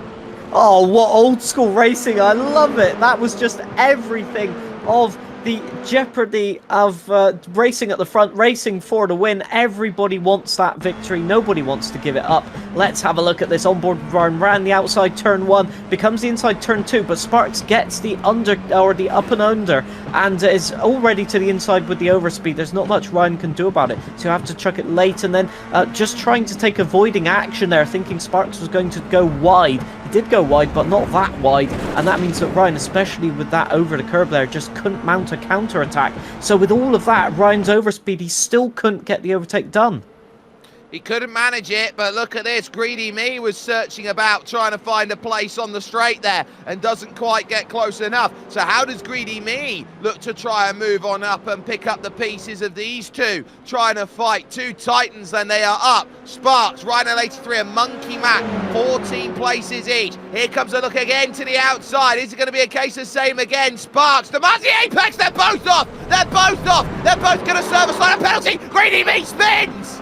I can't believe it. The top three have all made a mistake, whether it's influenced by someone else or by themselves. I think Sparks just getting a snap of oversteer. Let's have a look. Yeah, just a snap, an overcorrection, and Ryan recognises that and just goes, I'm not going to make the corner. I think, yeah, Greedy Me just saw that and thought they were going to collide and just corrected or was too aggressive, and that sent them into a spin. A missed opportunity for Greedy Me right there. They had it so easy there to get the race lead.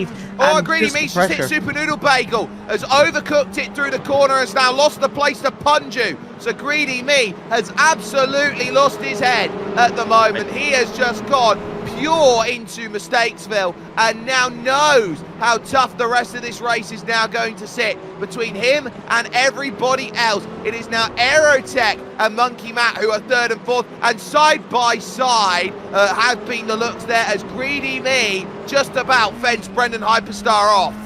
You couldn't get more dramatic than that. That is just absolute chaos. Let's have a look here what happened. Just no lockup, just in the puddle. I think just literally getting water on the tires, and then Super Noodle Bagel trying to take avoiding action, and the approach speed was just too much effectively, and then you've got grass on your tires, Brendan Hyperstar around the outside, and it just gets worse and worse and worse. And mentally, all of that is going on after you've just spun at turn 2, trying to avoid cars that weren't really there, so it's all gone wrong. Meanwhile, at the front, it's battle resumed between Sparks and Ryan L83, although Ryan has a bit more of an advantage now because there is no Greedy Me to force him into a mistake or to take advantage if they both get it wrong.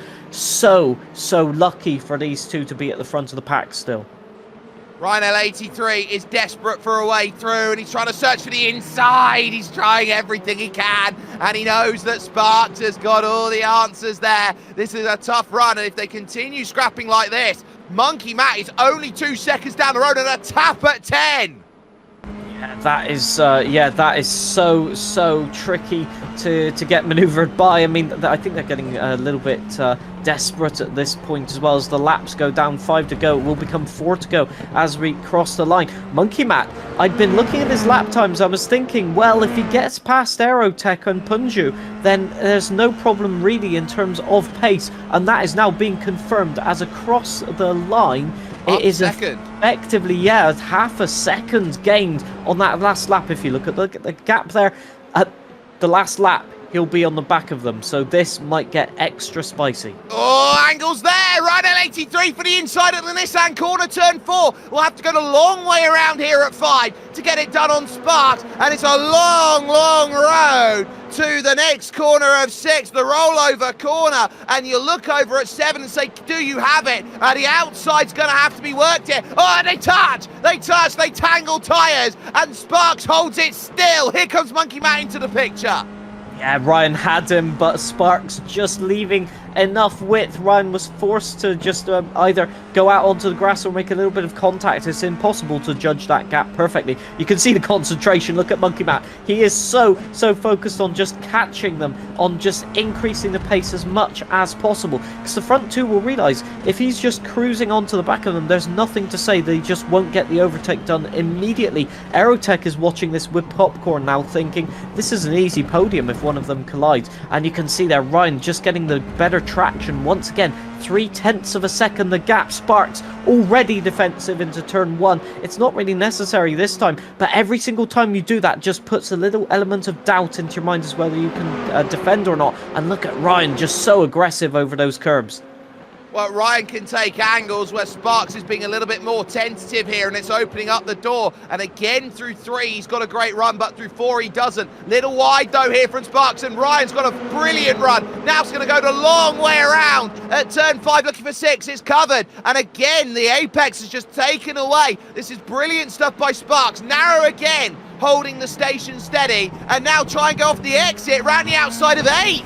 You might try and get this move. Katomi corner might be the place. Ties in the puddles, trying to get the move done, and still Sparks has an angle here. Look at Ryan grit his teeth right now and try and figure, how do I go and get this move? He is trying every which way, and this is such a scenario for him. Throws one down the inside. Oh, they tangle! They both go over! Monkey Matt as well! Aerotech leads! I can't believe it. Monkey Matt has just been involved in that crash. He had nothing to do with that. Nowhere to go. Ryan just up the inside, and he just couldn't get it rotated, couldn't get it turned, carrying a little bit too much speed. Sparks turned in. He had the right to do so, really. He'd left enough room. Let's have a look at it again. It's braking super late, and just Sparks closing the gap, leaving a car width, but there was no possibility for Ryan to make that corner. I'd say racing incident, but we'll let the stewards decide on that one. And Monkey Matt really has been the innocent party in that one, just having no time to react. Punju nearly getting caught up in the rejoin. Aerotech, as you say, now has a 4-second lead in this one. And while all that happened, I think it was instant points that have caught Brendan Hyperstar up. His aero's perspective, straight through the lot. Absolutely magnificent for him. He's heading to San Diego later this week, so he's going to be very happy going on his hollybobs, saying that is exactly what he wants with 2 laps to go. Yeah, I mean, it's so unfortunate for Monkey Matt because he'd done the avoidance, to be fair, from that replay we saw. And then just a clip of the rear wheel on Ryan's front wing, I think it was, or front tyre. And that just sent him for a spin. So unfortunate. Sparks has managed to recover from that and is still in P3 and challenged by no other than Greedy Me at the moment. So the battle resumes there for P3. There's not much to go, though. 2 laps remaining, and 1, yeah, effectively, where Aerotech around the last turn now, so it's all about maintaining it. Well, with Ryan L83 down in 9th place after that hit, when you look around and say Monkey Matt's now 13th, you say this last lap, I think, is about who can profiteer out of it as Barney Waves. We watch Punju here, he's got the margin of 1.2. This is about Greedy Me trying to find a podium over Sparks and effectively hold the gap down in the championship standings, working through turn 3 and in towards turn number 4. This is a very clutch last stage moment of this race. We talk about pressure cookers and who can hold themselves under the pressure, and we have seen that Sparks cracked out there, and it took Ryan L83, it took Monkey Matt out, but the search is needed out then through turn 7, 8, and there is turn 9 being taken by Aerotech. He leaves the Katomi corner. He's just got Northern BM corner, the Falcon Straight, the Advanced Petroleum corner at turn 11, and then turn 12 to go in a race where he said he needed something to give him a bit of smile. I turn around and say, this is Australia. You can't get more of a Stephen Bradbury finish than this. Aerotech 1 corner away from victory, and a brilliant win that he, in his own words, will say he lucked out on. Wow, he had a lot of speed as well, kept it consistent though, trading that for outright speed, and that has been the winning manoeuvre. As Punju gets 2nd place, Sparks does indeed get 3rd place. I think he's a little bit overwhelmed by what has happened in the last 5 laps there. Greedy Me in 4th, and Matt's 2-on-2 completing the top 5 there. Very well thought out. And oh, there's drama still as well, as Grand Pooh Bear still defending from contact, and Monkey Matt, who will get it across the line? Will it be Contan? Will it be Monkey Man? It looks like Contan just has half a car length, and it will be Contan securing 11th place, but Grand Pooh maintains that last place of the top 10. It's been such a topsy-turvy session for everybody. They're fighting to the end, though. But yeah, the biggest loser of the lot there, Ryan in P9. He'll be disappointed in that, I'm sure. Well, what a way to do it. And John, we have to say, he did it for Gareth. Certainly, yeah, for sure. Yeah, the resemblance, I almost thought for a second there that it was Gareth driving. But then again, it's, talent is transmitted through looks, I guess at this stage. So, shout out to our producer once again for also maintaining the video and comms throughout a difficult session there as well. Well, some wonderful races out there, and we'll get confirmation of results there on your screen in the next couple of moments, because Aerotech has got it done and has managed it in 1 hour, 12 minutes and 34 seconds. Wins by 4.4 with Doey's out there in play for him. Punju will take second, with Sparks seeing a probable victory fight turn to a fight for third in the final couple of laps of the race. Greedy Me will finish off in fourth ahead of Matt 212, and Hayden Gullis, car 06 in sixth. Again, he just has this knack of doing nothing all race and finding points, and that's how you put a championship together. Reska Kyoso will finish 7th, with Josh's Corner in 8th. Ryan L83 will be 9th, and Grand Pooh will round out your top 10. Conton Dal Olmo in the 22 car will halve his starting number in 11th, with Monkey Matt and Storm Molina in 12th and 13th. Monkey Matt possibly the biggest loser in the final few laps, and that was not his fault. You then got Big T-Mac in 14th, ahead of the Stag, who had a good pace early on in the race. Killer Cleo and Els Indriani are there. The Stag, by the way, getting the final points-paying position, with Ancephalosis in 18th, Brendan Hyperstar in 19th, and Super Noodle Bagel there in 20th, 2 laps down. It would technically be a non-finish for Lithium Fox, who would be the last car out there in 21st at 4 laps adrift. John, oh my, that's going to leave a little bit of a mark. Yes, if there weren't rivalries already in the Creator Series, I distinctly think that there might be some now. That incident is going to be played back again and again and again to see who was at fault. It's so difficult to see. Both of them entitled to the corner, both of them alongside, so it depends which racing rules you want to apply, I guess. And I have to say, for Monkey Matt, that is the biggest disappointment, because the pace was there, lapping at least half a second faster at that point, really putting both of them under pressure already. And the only person lapping around those same lap times, Matt 212. But I do want to say, once again, Aerotech doing what everybody says they want to do, just keeping it consistent, keeping it in there, hoping, waiting for the perfect opportunity, and the stars do align at some point. And they have done today for Aerotech. They absolutely have. Let's drag him in right now and have a conversation. Aero, that is the Stephen Bradbury finish in its absolute glory. Yeah, I mean, had a bad start. Obviously, I misread the start and thought we were going and we weren't going, and I apologized profusely to Cleo. I absolutely clobbered her. I thought she maybe just missed a gear or something, and then saw it was obviously she was getting way too close. So I didn't practice. I'm not particularly good at Winton, and I'm poo-poo in the rain too. So I was like, well, we don't really have a chance.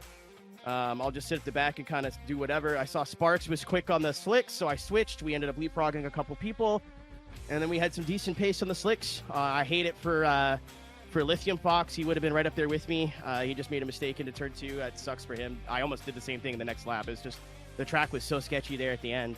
And then I saw Monkey Matt was a couple tenths quicker, but they were fighting so hard up front. I was like, well, I can try and hold them off for a podium, or I could do what's called the PD Petrol Gambit and let him go, and he'll get caught up in the inevitable crash. And that is exactly what happened. We made it through, and then 2 of the most nerve-wracking laps in my sim racing career. And I've won one of these before, but with a full field, with a bunch of really fast drivers in here, and not a dirt discipline, this is a big one. This is a big one. Everybody else was playing checkers, and here's Aerotech playing chess at this point, and I think 4D chess at this moment, to have that all calculated. At what point did you realise that your plan, your master plan, had come to fruition, and how elated were you versus panic trying to finish the race? When 3 cars were in front of me sideways. I wasn't sure if Matt made it through because he wasn't quite there yet. I heard that Sparks had some front wing damage, and unfortunately his FPS was pretty brutal. It was the same thing that happened to me a couple of weeks ago at Nürburgring in Season 1. So I figured, using my bald intuition, I would just let them go. And I mean, 4th, I was dead last at the end of lap 1. So 4th is still a really good result. And I was like, I just got to think long game here. I would still be really happy with 4th, but maybe they'll wreck and we get 2nd, 3rd. And then when I saw him in the grass and then I looked at my relative, I was like, cool, punches the next car behind me.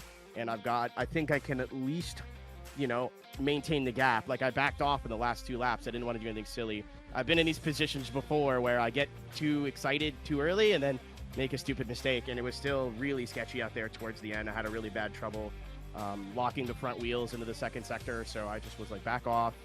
Just do the laps you know how to do. Brake like 20 meters early for everywhere. He'll catch you a second, but you'll still win. And yeah, very, very nerve-wracking last 2 laps. Probably the most anxiety laps I've ever had in sim racing.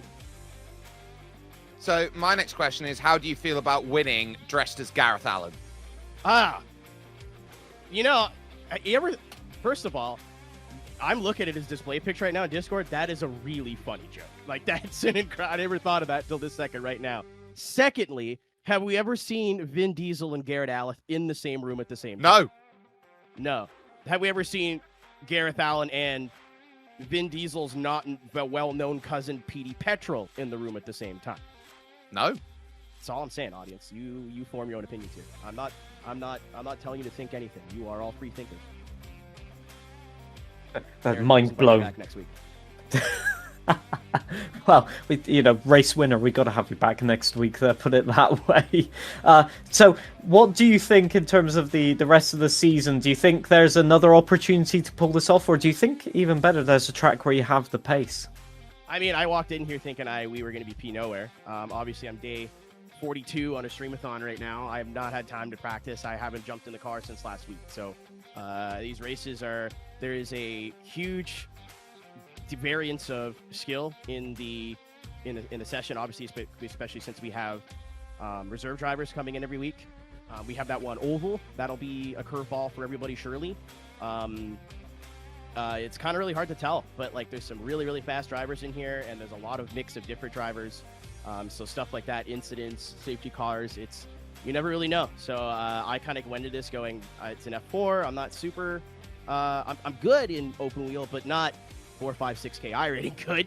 So we'll just take it as it comes and do our best. And I think having just kind of a good attitude and not taking it too seriously maybe was probably the reason I was so calm there at the end. Because I was like, well, 4th after once again punching Cleo in the back of the head as hard as I could. That's a dub for me. But yeah, again, thanks to all of you guys for doing this. Thank you as well to Lamp, JWC Designs. If you want some of the best designs in the game, go find him on Instagram. He did all their bandit cars. 2 bandit collective wins in a row, by the way. And this thing's beautiful. Thank you to you guys for running this. This is a lot of work on the back end. I know, especially from season 1 to season 2, you guys have done a lot of learning on the platform, and stuff has been getting better and better every race. And then thanks to everybody racing, because it's been a really competitive environment. We all want to win, but the best thing I loved about Creator Series WRC is we were all friends after. And it seems like there's wheel to wheel, there's always going to be some heated exchanges, but like the next day or the day after, maybe, we're all still smiles and chums there in the cool down room in our Discord. So again, thanks for giving us a platform. This is one of the coolest things I've been a part of here on iRacing. So, and to have Jake's, I cannot wait to hear Jake Sperry's decibel meter go mock Jesus for the end of that race. I'm so excited. I have such an evening planned. Oh, well, you can enjoy that in all of its form of glory. Aerotech picking it up, getting it done from backwards on the start of this race to a victory overall. We do have the driver who finished 2nd position overall, and I'm not quite sure how you got here, but let's talk with you. Punch, how did this happen? Hello. Your guess is as good as mine, my friend. I have absolutely no idea. That was that was true and pure luck. I just you know. He's just muted himself. Muted himself. He's just muted himself. Sorry, I'm pressing the wrong buttons, guys. I'm all over the place right now. You can tell I'm not used to being this high up. I think I'm gonna have a nosebleed. But you were all over the place in terms of the track position, but at the end of the day, a P2. Sure it was. How good a view did you have of the chaos that ensued in front of you? It was about as good as it could get. I was, P5 when that happened, and I see it like kind of starting to devolve. Like they're just kind of being silly up there ahead, right? And I'm like, okay, well, we'll see if I get lucky here. And then very quickly, I come around the corner, and there's all 3 cars just done for. I'm like, oh, great, I'll squeeze to the middle here. Zoop, zoop, zoop, and I made it through.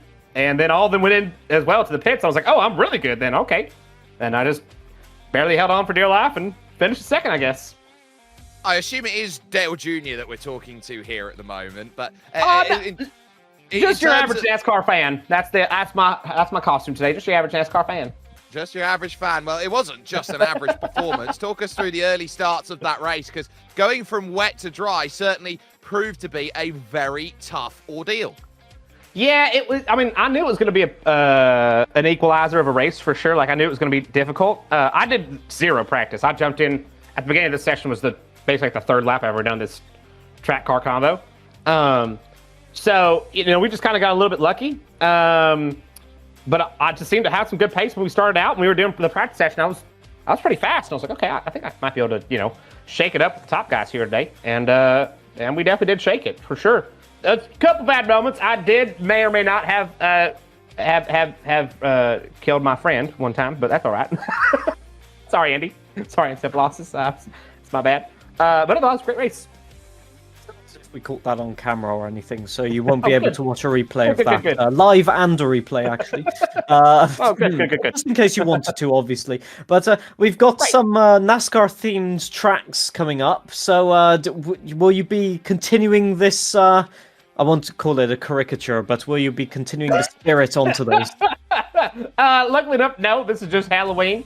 So we will be back to the normal me next week, which may end up making me do even worse. I don't even know anymore. Yeah, I'll be back to normal next week. So, yeah. So my next question, next week, we got a special event that's going to be coming up instead of the original championship. I'm going to give you the floor here as your last little place to go through. Talk us through next week and what is going to be on the horizon for all of these drivers. Yeah, so next week is the Indy Can't event. So it's basically taking the IndyCar where it can't go, which is Le Mans. It's going to be just normal straight up shootout. As many drivers as want to enter can enter.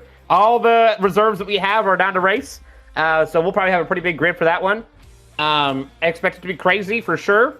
We will be doing local cautions as well for that one. Kind of like they do in real life Le Mans, which is pretty fun. So, yeah, I'm really excited for that one. I think it's going to be a great race. And it's going to have no championship points. So everyone's just going to be going as hard as they possibly can just for the sake of the glory, which is what makes it so fun. So, yeah, it'll be a great race. It certainly will. Punju there joining us. He is just your average NASCAR fan, and he's done more than an average performance. It was fantastic. We are going to walk down the paddock virtually in terms of this, because I think we're just going to have to hold out commiserations here for Monkey Matt, because Matt, Cookie Monster did everything correct. He saw all the cookies in front of him and then ultimately just fell into it. So what can you say after that? It was there for you. It was. I spent that whole race just watching people go off the track one by one. And then I was flying on the dry. I thought I'd finally get my battle with Ryan that we were talking about pre-race, because last season we had epic battles. I thought I was finally going to get that battle for one lap at the end of the race. As soon as I caught him, it was over. Battle for about half a second, yeah. The pace was good, though. So is there positivity to take from that? We saw you were always aggressive, always being able to get your car into position to do the overtake. So have you got on top of the F4 car? How confident are you with it? I love this car. This is actually what I've just been racing in the official series as well, because it is good fun. I did not expect to be flying so fast on the dries, like I say, at the end, catching the leaders. I'm pretty stoked that I was even there, so it's definitely a successful race. But I will say, apologies to Quinton. because I was too aggressive in the safety car. I mean, I just wasn't paying attention. It wasn't even intentionally trying to be aggressive, and I fully like stacked into the back of him on the safety car. So yeah, almost all positives from that race. Just 2 moments. He's used to it. It's rallycross. Yeah. No, he got mad on the radio and he had to go straight into the pits. So I was profusely apologizing. Now, Matt, you won the first ever iRacing Creator Series event, which also means you now have the longest drought in the iRacing Creator Series. So how do you look to snap your drought? I thought it was going to be, I mean, I was dreaming, you know, during the week, I was dreaming. My first race in the first season, got a win. First race in the second season, I know I'm starting from the back. Wouldn't that be a story if I could come and get a win? And then it actually was close. I couldn't believe it. But I'm just happy to be here. Happy to have that chance to be so close.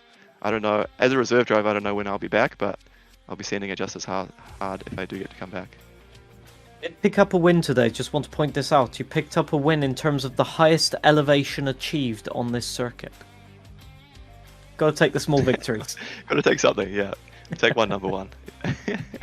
Well, we'll wish you the best of luck whenever we get to see you next. Monkey Matt, they're joining us and picking up P12 in the end with that. I think we've got just enough time here, John, to talk championship standings out there because, oh, this is going to be a doozy. Sparks will have control of the championship then after this round as Monkey Matt shows the rest of the order.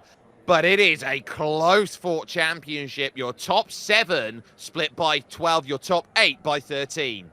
Yeah, I mean, Aerotech all the way up to P4 there. But Matt 2-on-2 has been the consistent one as well, just keeping in the results, just sort of trying to keep himself out of trouble as much as possible. But you can see how not being there for one race has really hampered Lamp's opportunities. But so it'll be interesting to see. It's all about consistency. We know that. It's about keeping yourself in the running. And yeah, incredible stuff. As we said, they're so close in terms of pace. So, with that all in mind, let's bring Creator Series Season 2 and the first third of the championship to a close. From John Isamusing Harris, from Gareth Allen, who's been there behind the screens, who's been doing all the work for us here today. My name is Jake Sperry. Championships are fought for and won on consistency value. How good are you when you've got the chips down and everything is there against you? What a tough day at the office we have seen for almost everybody out there here today. And they know that next week they'll get a reprieve when they will head over to Champagne country, France, and they will take IndyCars around Le Mans. But the day is almost like a bit of reminiscence. They look back to Salt Lake City in 2000, where the greatest Olympic moment in Olympics history happened. And it was all about one Australian skater, and his name was Stephen Bradbury. No shot of winning. Everyone crashes out. Stephen Bradbury wins.